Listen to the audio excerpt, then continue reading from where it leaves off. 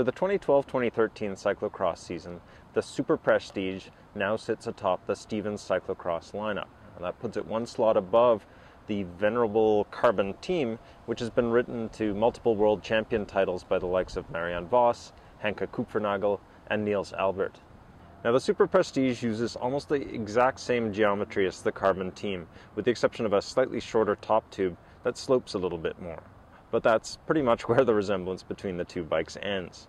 The Super Prestige is a state-of-the-art carbon monocoque frame with a huge down tube and a tapered head and steer tube. This, along with the massive fork, makes the bike even more stiff and responsive than the Carbon team.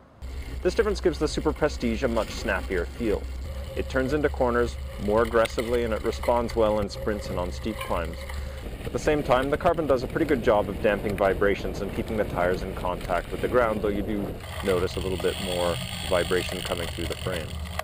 The other major difference is weight. Now, this frame and fork are really only 100 grams or so lighter than the Carbon team, but because it's got a press-fit bottom bracket and this external seat mast, the overall weight of the bike is significantly lower, and the bike, as shown here with aluminum clincher wheels, is just 17.5 pounds.